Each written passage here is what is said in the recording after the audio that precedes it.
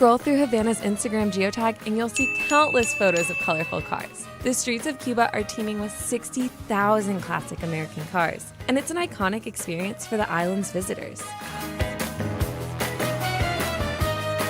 A majority of tourists can tell a story about riding down the Malecón in a hot pink Chevy Bel Air or driving through Havana City Center in a baby blue Cadillac. But how did these classic cars get there? And more importantly, why did they stay? In the 1940s and 1950s, Cuba had a strong urban middle class, and this class had a passion for American cars. Cuba imported over 125,000 American cars, and at one point, Havana was considered the Cadillac capital of the world. Shortly after Fidel Castro came to power in 1959, a ban was placed on imported cars and car parts. American tourism to Cuba came to a halt, and 1.4 million Cubans left the country, leaving behind their families, homes, and cars.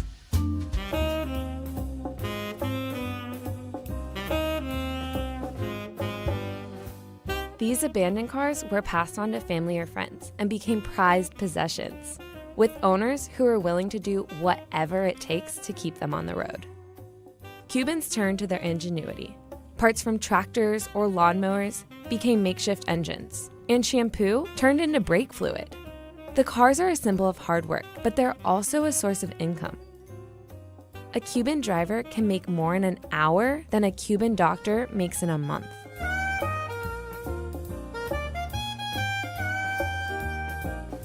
Our producer, who visited her Cuban family in May 2018, saw the lengths families were willing to take to keep their cars running. Being a driver in Cuba is a career path. That's one of the few career paths that allows you to kind of make your own money and not depend solely on the government providing it for you. So it is a very lucrative business. It is also a huge investment. It was definitely not what I envisioned when I was scrolling through Instagram trying to get inspiration and travel photo ideas. It just gave me a better appreciation of the ingenuity involved and the determination involved. I definitely suggest, getting that experience and driving in the classic cars, but I think it's super important to remember that your photo op is their way of life.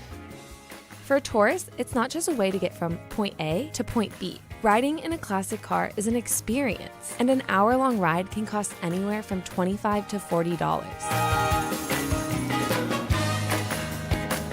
Graham Flanagan, another one of our producers, traveled to Cuba in 2015.